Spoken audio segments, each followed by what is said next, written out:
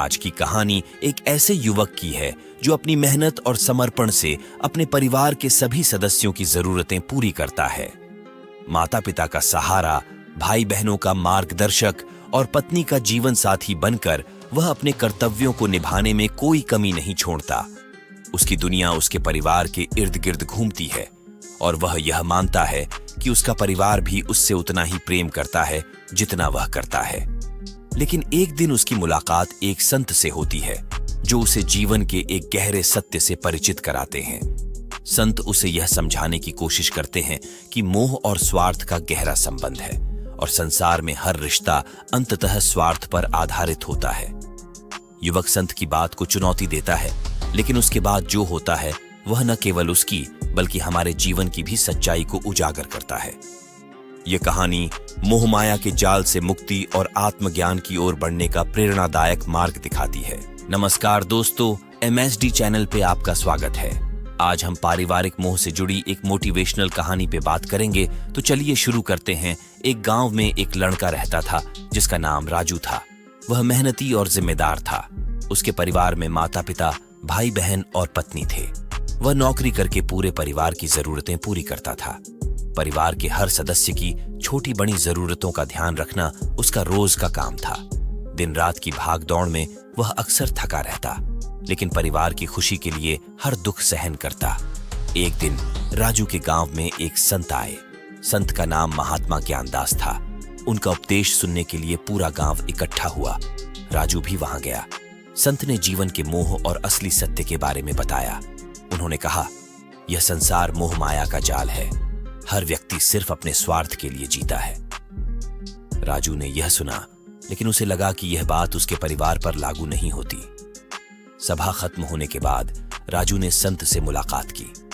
उसने कहा, महाराज, आप कहते हैं कि हर कोई स्वार्थी है, लेकिन मेरा परिवार ऐसा नहीं है। मैं उनके लिए सब कुछ करता हूं और वे भी मुझसे सच्चा प्यार करते हैं। संत ने मुस्कुराकर कहा, बेटा, तुम्हारा मोह ही तुम्हें ऐसा सोचने पर मजबूर करता है, परंतु यह सत्य नहीं है और ना ही तुम कभी सत्य को ऐसे जान सकते हो। राजू ने संत से कहा, परंतु गुरुदेव, मैं ये कैसे मान लूं कि मेरा परिवार मुझसे सच्चा प्यार नहीं करता, क्योंकि मेरी माता मुझे रोज खाना खाने के लिए पूछती है, तबीयत के बारे में पूछती है। मेरी पत्नी रोज मेरी सेवा करती है। मेरा भाई दुख तकलीफ में हमेशा मेरे साथ खड़ा रहता है। मेरी बहन और मेरे पिता भी मेरी बहुत चिंता करते हैं। संत ने राजू को बहुत समझाया, पर वो नहीं समझा। फिर संत ने राजू से कहा, बेटा, यदि तुम सत्य जानना चाहते हो तो कुछ दिन के लिए मेरे साथ चलो। राजू ने जवाब दिया, गुरुदेव, मैं आपका प्रस्ताव स्वीकार करना चाहता हूं, लेकिन मेरे बिना मेरा परिवार कैसे चलेगा? उनकी जिम्मेदारियां कौन निभाएगा? संत ने कहा, यदि तुम मेरे साथ नहीं चल सकते तो कोई बात नहीं, परंतु अगर तुम्हें सच्चाई जाननी है तो तुम्हें एक प्रयोग करना होगा। मैं तुम्हें इसका उपाय बताऊंगा। राजू ने सहमति दे दी।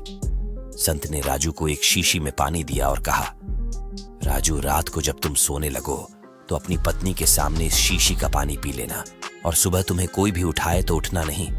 तुम ऐसा नाटक करना कि तुम मर गए हो। इसके बाद मैं तुम्हारे परिवार को सच दिखाऊंगा। राजू ने वैसा ही किया जैसे संत ने कहा। जैसे ही रात हुई, उसने अपनी पत्नी के सामने शीशी में भरे पानी को पी लिया। पत्नी ने पूछा, ये क्या कर रहे हो? तो राजू ने कहा, तबीयत ठीक नहीं है, इसलिए दवा ले रहा हूं। इसके बाद दोनों सो गए। अगले दिन सुबह सब लोग सोकर उठ गए, परंतु राजू बिस्तर पे ही लेटा रहा।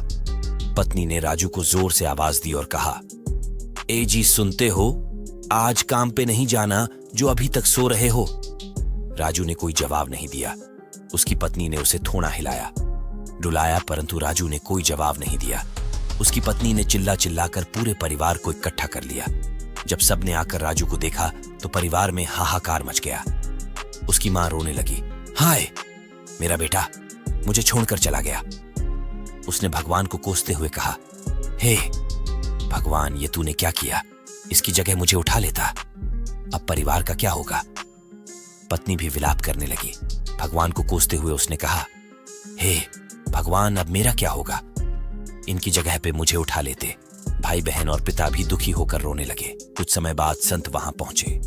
उन्होंने परिवार वालों से कहा, राजू को फिर से जिंदा करना संभव है, लेकिन इसके लिए एक बलिदान देना होगा।